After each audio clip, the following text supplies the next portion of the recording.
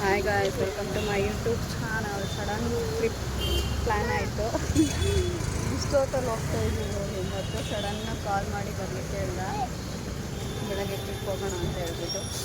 ಮಳೆ ಬರ್ತಾ ಇದೆ. ಅప్పుడు ನಾನು ಇವಾಗ ಮಲ್ಕೋತಾ ಇದ್ದೀವಿ, ಹೋಗ್ತಾ ಇದ್ದೀನಿ. ಪೆಟ್ರೋಲ್ ಹಾಕ್ಸ್ಕೊತಾ ಇದ್ದೀನಿ. ಪೆಟ್ರೋಲ್ ಕೂಡ ಹಾಕ್ಸಿರ್ಲಿಲ್ಲ, ಸಡನ್ನಾಗಿ ಪ್ಲ್ಯಾನ್ ಆಗಿದ್ದರಿಂದ. ಗೈಸ್, ಮಾರ್ನಿಂಗ್ ಇವಾಗ ರೆಡಿ ಆಗಿಬಿಟ್ಟು ಹೊರಟಿದ್ದೀವಿ. ಸದ್ಯಕ್ಕೆ ಟ್ರಾವೆಲ್ ಮಾಡ್ತಾ ಇದ್ದೀವಿ. ಮನೆ ಬಿಡುವಾಗ ಮಾಡೋಕ್ಕಾಗ್ತಿಲ್ಲ. ಇವತ್ತು ಹೊಸ ಗೆಸ್ಟ್ ನನಗೆ ಜೊತೆ ಮಾಲಾ ಆಂಟಿ ಫಸ್ಟ್ ಟೈಮ್ ವಿಡಿಯೋದಲ್ಲಿ ಕಾಣಿಸ್ಕೊಳ್ಬೇಕು. ಲಾಸ್ಟ್ ಟೈಮ್ ನೋಡಿದ್ದೀರ ಅನ್ಸುತ್ತೆ, ದೇವಸ್ಥಾನಕ್ಕೆ ಹೋಗಿದ್ದಾಗ ಮಾಡಿದ್ದೆ. ಆದಮೇಲೆ ಅಪ್ಪು ಮಲ್ಕೊಂಬಿಟ್ಟ, ಅದಕ್ಕೆ ಹೊರಟ ಆದಮೇಲೆ ಸದ್ಯಕ್ಕೆ ಜರ್ನಿ ಮಾಡ್ತಾ ಇದ್ದೀವಿ. ಮಾರ್ನಿಂಗ್ ವೈಬ್ ಸಕ್ಕತ್ತಾಗಿದೆ ಅಂತ ಮಚ್ಚ ಮಾಲೆ ಮುಂದೆ ಕೂತಿದ್ದಾರೆ ಡ್ರೈವಿಂಗ್ ಹೋಗಿಸಿ. ಅಶ್ವ ಬೇಕು ಈಗ ಅಶ್ವ ಏನಾದರೂ ಕೊಡಿಸ್ಬೇಕು. ಅಲ್ಲೊಂದು ಕಡೆ ಸೈಡಿಗೆ ಹಾಕಿದ್ವಿ, ಬಟ್ ಇನ್ನು ತಿಂಡಿ ರೆಡಿ ಆಗಿಲ್ಲ, ಲೇಟ್ ಆಗುತ್ತೆ ಅಂತ ಹೇಳಿದ್ರು. ಸರಿ, ಇವತ್ತಿನ ವಿಡಿಯೋ ಫುಲ್ಲು ನೋಡಿ, ಚೆನ್ನಾಗಿರುತ್ತೆ. ಆದರೆ ಎಲ್ಲೆಲ್ಲಿ ಹೋಗ್ತೀವಿ ಅಂತ ಇನ್ನೂ ಐಡಿಯಾ ಎಲ್ಲ. ಹೋಗ್ತಾ ದಾರಿನಲ್ಲಿ ಯಾವುದೆಲ್ಲ ಟೆಂಪಲ್ ಸಿಗುತ್ತೆ ಅದನ್ನೆಲ್ಲ ನೋಡ್ಕೊಂಡು ಹೋಗೋಣ ಅಂತ ಹೇಳ್ಬಿಟ್ಟು ಐಡಿಯಾ ಮಾಡಿದ್ದೀವಿ. ಸೊ ಎಲ್ಲಿ ಹೋಗ್ತೀವಿ, ಏನು ಮಾಡ್ತೀವಿ ಅದೆಲ್ಲ ಗೊತ್ತಾಗುತ್ತೆ. ನನಗೂ ಐಡಿಯಾ ಇಲ್ಲ ಎಲ್ಲಿ ಅಂತ ಹೇಳೋದು. ಎಲ್ಲರಿಗೂ ಹಾಯ್ ಮಾಡು. ಮಚ್ಚ ಗಾಡಿ ಓಡಿಸ್ತಾನೆ ಗೈಸ್. ಮಚ್ಚನ ಬದಲು ನಾನೇ ಹಾಯ್ ಹೇಳ್ತೀನಿ. ಗೈಸ್, ಇವಾಗ ತಿಂಡಿ ಮಾಡೋಣ ಅಂತ ಬಂದಿದ್ದೀವಿ. ಹೊಲ ಗದ್ದೆ ಎಲ್ಲ ನೋಡಿ ಚೆನ್ನಾಗಿದೆ, ನೋಡೋಕ್ಕೆ ಖುಷಿ ಆಗುತ್ತೆ. ಹಳ್ಳಿ ಕಡೆ ಬಂದರೆ ಒಂಥರ. ಸದ್ಯಕ್ಕೆ ರೋಡ್ ಸೈಡ್ ತಿನ್ನೋ ಇಡ್ಲಿನೇ ತುಂಬ ಇಷ್ಟ ನಮಗೆ ಜಾಸ್ತಿ. ಯಾವಾಗಲೂ ಈ ರೂಟಲ್ಲಿ ಹೋಗುವಾಗ ಬೇರೆ ಮಾಡ್ಕೊಂಡು ತಿನ್ಬಿಟ್ಟು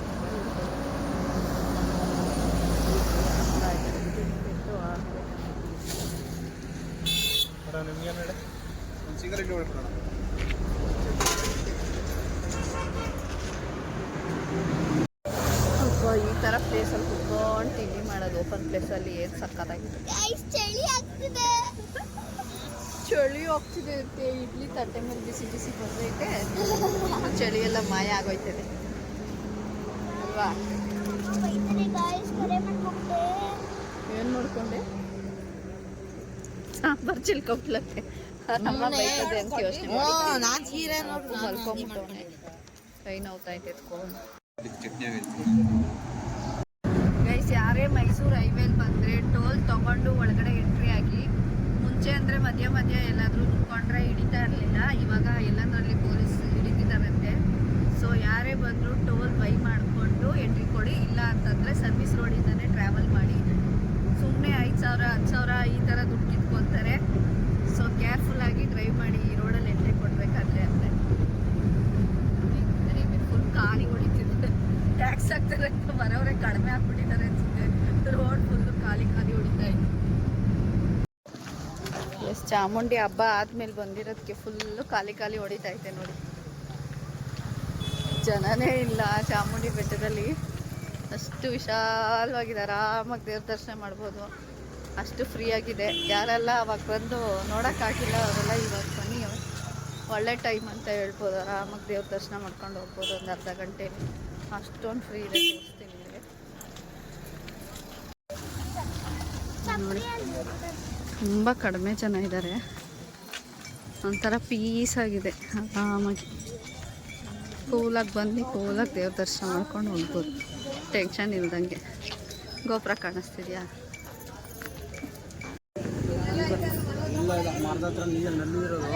ತೊಗೊಂಡಿದ್ದೆ ಫೈನಲ್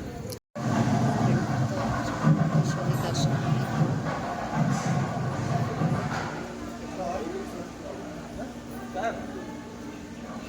ಎಲ್ಲರಿಗೂ ತಾಯಿ ಚಾಮುಂಡೇಶ್ವರಿ ಆಯಸ್ಸು ಆರೋಗ್ಯ ಕೊಟ್ಟು ಕಾಪಾಡಲಿ ಅಂತ ಅಲ್ಲೇ ಮುಂದೆ ಕೂತ್ಕೊಂಡು ಬೇಡ್ಕೊಳ್ತಾ ಇದ್ದೀವಿ. ಒಳ್ಳೆಯದಾಗಲಿ, ಎಲ್ಲರಿಗೂ ಆಯಸ್ಸು ಆರೋಗ್ಯ ಕೊಟ್ಟು ಕಾಪಾಡಲಿ. ಯಾರೆಲ್ಲ ಬ್ಲಾಗ್ ಮಾಡ್ತಿದ್ದೀರಾ ನೋಡ್ತಾ ಇಲ್ಲ, ಎಲ್ಲರಿಗೂ ಸಾಮಾನು ದರ್ಶನ ಮಾಡ್ಕೊಂಡು ಬಂದ್ವಿ. ಸಖತ್ತು ಸಮಾಧಾನ ಅನ್ನಿಸ್ತಾ ಇದೆ. ಎಷ್ಟು ಆರಾಮಾಗಿತ್ತು, ಖಾಲಿ ಇರೋದ್ರಿಂದ. ಜನ ಕಣ್ಣು ತುಂಬ ನೋಡ್ತಾ ಇತ್ತು ದೇವ್ರನ್ನ. ಮುಂದೆ ನಿಂತ್ಕೊಂಡಿದ್ದೀನಿ, ಎಲ್ಲರಿಗೂ ಬೇಡ್ಕೊಂಡಿದ್ದೀನಿ ಕೂಡ ನನ್ನ ಪರವಾಗಿ. ಅಮ್ಮ ಎಲ್ಲರಿಗೂ ಒಳ್ಳೇದು ಮಾಡ್ಕೊಂಡು ಎಷ್ಟು ಆರಾಮ ಅನಿಸ್ತಿದೆ, ಮನಸ್ಸು ಹಗುರ ಅನ್ನಿಸ್ತಿದೆ ದೇವ್ರ ದರ್ಶನ ಆದಮೇಲೆ. ಅಪ್ಪು ನಿದ್ದೆ ಬಿಟ್ಟು ಖುಷಿ ಆಗ್ಬಿಟ್ಟ ಅಮ್ಮನ ದರ್ಶನ ಮಾಡೋಷ್ಟೊತ್ತಿಗೆ ದೂತ ಅದ ಮುಂದೆ ಮಾಮಿ ನೋಡ್ದ ಫೋಟೋ ಶೂಟ್ ಮಾಡ್ತಾರೆ.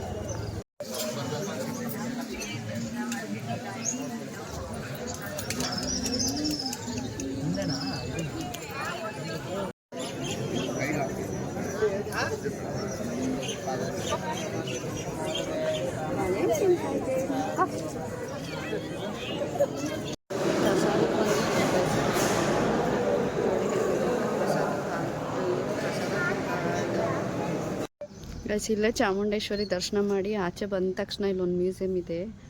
ಇಲ್ಲೊಂದು ಕ್ಯೂಟದಾಗಿ ದೊಡ್ಡ ಲಿಂಗ ಇಟ್ಟಿದ್ದಾರೆ ನೋಡಿ. ಇಲ್ಲಿ ಆಧ್ಯಾತ್ಮಿಕ ಗ್ರಂಥಾಲಯ ಅಂತ ಹೇಳ್ಬಿಟ್ಟು ಚೆನ್ನಾಗಿದೆ. ಒಳಗಡೆ ಏನಿದೆ ಅಂತ ಇವತ್ತಿನವರೆಗೂ ನಾನು ನೋಡಿಲ್ಲ. ಯಾವಾಗ ಬಂದ್ರೂ ದೇವ್ರ ದರ್ಶನ ಮಾಡಿ ಹಾಗೆ ಹೋಗ್ತಿದ್ದೆ. ನೋಡ್ತೀನಿ ಒಳಗಡೆ ಕ್ಯಾಮ್ರಾ ಅಲೋಡ್ ಇದೆ ಅಂತ ಹೇಳಿದ್ರೆ ನಾನು ತೋರಿಸ್ತೀನಿ. ಓಕೆನಾ ಗೈಸ್, ಅಲ್ಲಿ ಕ್ಯಾಮ್ರಾ ಅಲೋ ಇಲ್ಲ ಅಂದರೆ ಅದ್ರೊಳಗಡೆ ಏನಿದೆ ಅಂತ ಹೇಳಿದ್ರೆ ಒಂದು ಜನ್ಮ ಆದಮೇಲೆ ಮತ್ತೊಂದು ಜನ್ಮ ಬರ್ತಾ ಇರುತ್ತೆ.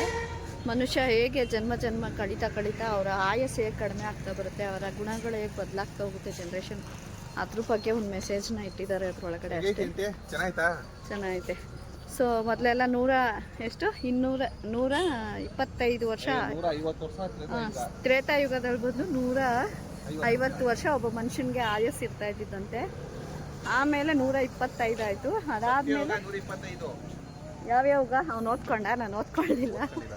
ಹೇಳು.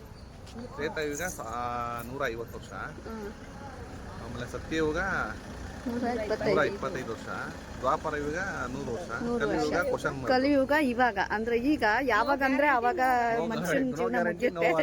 ಇವತ್ತಿದ್ದವರು ನಾಳೆ ಇರಲ್ಲ. ಅದೇ ಗ್ಯಾರಂಟಿನೂ ಇಲ್ಲ, ವ್ಯಾರಂಟಿನೂ ಇಲ್ಲ. ಇವಾಗ ನಮ್ಮ ಲೈಫ್ ಬಂದ್ಬಿಟ್ಟು ಇದೊಂಥರ ಕಲಿಯುಗ ಅಂತ ಹೇಳ್ಬಿಟ್ಟು ಅಲ್ಲಿ ಎಷ್ಟು ನೀಟಾಗಿ ಎಕ್ಸ್ಪ್ಲೈನ್ ಮಾಡಿ ಅದಕ್ಕೆ ಒಂದು ಗೊಂಬೆಗಳಲ್ಲೆಲ್ಲ ಡ್ರಾಯಿಂಗ್ ಮಾಡಿಬಿಟ್ಟು ಹಾಕಿದ್ದಾರೆ. ತುಂಬ ಚೆನ್ನಾಗಿದೆ, ಮೀನಿಂಗು ಅರ್ಥಪೂರ್ಣವಾಗಿದೆ.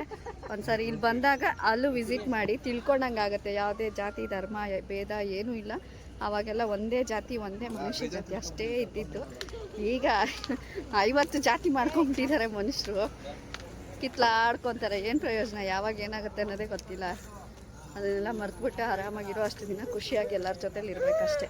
ಮಹಿಷಾಸುರ ಇದ್ದಾರಲ್ಲ, ಅದು ಎದುರುಗಡೆನೇ ಮ್ಯೂಸಿಯಂ ಇರೋದು ನೋಡಿ. ಈ ಕಡೆ ರೈಟ್ ಸೈಡಿಗೆ ಒಂದ್ಸರಿ ವಿಸಿಟ್ ಮಾಡಿ. ಕೆಲವೊಂದು ವಿಷಯಗಳು ತಿಳ್ಕೊಳ್ಳೋಕೆ ಚೆನ್ನಾಗಿರುತ್ತೆ, ಇಂಟ್ರೆಸ್ಟಿಂಗ್ ಆಗಿರುತ್ತೆ. ನಮಗೆ ಗೊತ್ತಿಲ್ಲದೆ ಇರೋ ಅಂಥದ್ದು ಯುಗಗಳ ಬಗ್ಗೆ ಎಲ್ಲ ಹಳೇದು ಹೇಗಿತ್ತು ಜನ್ರೇಷನ್ ಅನ್ನೋದು ಒಂದು ಕ್ಯೂರಿಯಾಸಿಟಿ ಕ್ಲಿಯರ್ ಆಗುತ್ತೆ ಸ್ವಲ್ಪನಾದ್ರೂ. ಆಂಟಿ ಎಲ್ಲ ದೇವಸ್ಥಾನಕ್ಕೆ ಬಂದು ಏನೇನೋ ತಗೊಂಡೋದ್ರೆ ನಮ್ಮ ಆಂಟಿ ಏನು ತಗೊಂಡೋಯ್ತು ನೋಡ್ರಿ, ಅಂಕಲ್ ಹೊಡಿಯೋಕೆ ಲಟ್ಟಣಿಗೆ ತಗೊಂಡೋಯ್ತು. ಇಲ್ಲಿಂದ ಬಂದಿಲ್ಲ ಇವತ್ತು ದೇವಸ್ಥಾನಕ್ಕೆ, ಲಟ್ಟಣಿಗೆ ತಗೊಂಡೋಗಿ ವಿಚಾರಿಸ್ಕೊತೀನಿ ಅಂದ್ಬಿಟ್ಟು ಇದು ತಗೊಂಡವ್ರು. ಎಂಥ ಶಾಪಿಂಗು, ಗ್ರೇಟ್ ಶಾಪಿಂಗು. ಹೇಳೋದೇನೆ ಅವ್ನಿಗೆ ಹೋಗಂತೆ ಕೊಡ್ಸೋದೇ ಇಲ್ಲ ಅಂತ ಪಾಪ. ಹೋಲಿ ಕೊಡ್ಸತ್ತಾನೆ ನೆಲ್ಲಿಕಾಯಿ ಮಾವಿನಕಾಯಿ.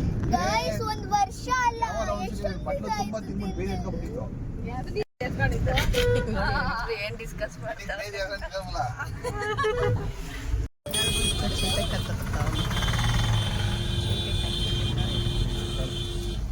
ಪಾಪ. ಯಾರಾದ್ರೂ ಈಸ್ಕೊಂಡು ಹಂಗೆ ಒಟ್ಟೋದ್ರೆ ಏನ್ ಮಾಡೋದು ಇವ್ರಿಗೆ?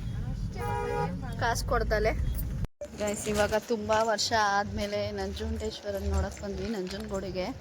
ತುಂಬ ವರ್ಷ ಆಯಿತು ನಾನು ಬಂದೇ ಇಲ್ವಾ. ಎಷ್ಟೊಂದೆಲ್ಲ ಡೆವಲಪ್ಮೆಂಟ್ ಆಗಿಬಿಟ್ಟಿದೆ. ನಾನು ಬಂದಾಗಿದ್ದೆಲ್ಲ ಏನೂ ಇರಲಿಲ್ಲ, ಬರೀ ದೇವಸ್ಥಾನ ಒಳ್ಳೆ ಅಷ್ಟೇ ಇತ್ತು. ಇವಾಗ ನೋಡ್ತಿದ್ರೆ ಆಶ್ಚರ್ಯ ಆಗ್ತಿದೆ. ಎಲ್ಲೋ ಬಂದಿರೋ ಥರ ಫೀಲ್ ಆಗ್ತಿದೆ. ನನಗೆ ನಂಜನಗೂಡಿಗೆ ಬಂದಿದ್ದೀನಿ ಅಂತಲೇ ಅನ್ನಿಸ್ತಾ ಇಲ್ಲ, ಅಷ್ಟೊಂದು ಡೆವಲಪ್ಮೆಂಟ್ ಆಗಿಬಿಟ್ಟಿದೆ. 7-8 ವರ್ಷ ಆಗೈತೆ ನಾನು ಬಂದಿದ್ದೀನಿ. ಸಖತ್ತಾಗಿ ಆಗ್ಬಿಟ್ಟಿದೆ.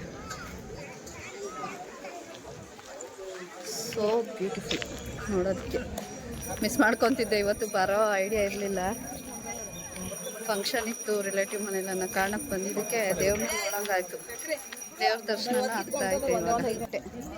ಇವಾಗ ಗೋಪುರದ ಮೇಲೆ ಕೋತಿ ಔಚ್ಕೊಂಬಿಟ್ಟೈತೆ ಆ ಗುಡಿ ಒಳಗಡೆ. ಬಾಲ ಮಾತ್ರ ಆಚೆ ಬಿಟ್ಟೈತೆ. ನಾನು ಆವೇನೋ ಹೋಗ್ಬಿಟ್ಟೈತೆ ಗೋಪುರದ ಮೇಲೆ ನೋಡ್ತಾ ಇದ್ದೀನಿ ಸೀರಿಯಸ್ ಆಗಿ. ಅದು ನೋಡಿದ್ರೆ ಕೋತಿ ಬಾಲ ತೋರಿಸ್ತೀನಿ ಗೋಪುರನ. ದೇವ್ರ ದರ್ಶನ ಮಿಸ್ ಮಾಡ್ಕೊಬಿಡ್ತಾ ಇದ್ನಲ್ಲ ನಾನು. ಯಾರ್ದೋ ಫಂಕ್ಷನ್ಗೆ ಬಂದು ರಿಲೇಟಿವ್ ಫಂಕ್ಷನ್ಗೆ ಸ್ವಾಮಿ ನಮ್ಮಪ್ಪನ ದರ್ಶನ, ಚಾಮುಂಡಮ್ಮನ ದರ್ಶನ ಎಲ್ಲ ಮಾಡೋಂಗಾಯ್ತು. ಇವತ್ತು ದೇವ್ರಿಗೆ ಥ್ಯಾಂಕ್ಸ್ ಹೇಳ್ಬೇಕು. ಇಲ್ಲಾಂದರೆ ಇನ್ನು ಯಾವಾಗ ಬರ್ತಿದ್ನೋ ಗೊತ್ತಿಲ್ಲ. ತುಂಬ ವರ್ಷ ಆದಮೇಲೆ ಇವತ್ತು ಬಂದಿತ್ತು. ನಮ್ಮ ಅಪ್ಪು ಕೈಗೆ ಸಿಕ್ಕಲ್ಲ ಆಚೆ ಬಂದರೆ ನೋಡಿ ಹೆಂಗೆ ಓಡ್ತಾವನಿ ನೋಡಿ. ಅಪ್ಪು ಖುಷಿಮಾ ಬೀಳ್ತೀಯ ಅವ್ನ ಪಾಡಿಗೆ ಅವನು ಎಲ್ಲ ಸ್ಲಿಪ್ಪರ್ ಬಿಡ್ತಾ ಇದ್ದಾರೆ ಹುಚ್ಚೋರೆಲ್ಲ ಆಟ ಮಾಡ್ತಾನೆ. ಎಲ್ಲರೂ ಬಿಟ್ಟಾಯಿತು, ನಾನೊಬ್ಬ ಬಿಟ್ಟಿರಲಿಲ್ಲ.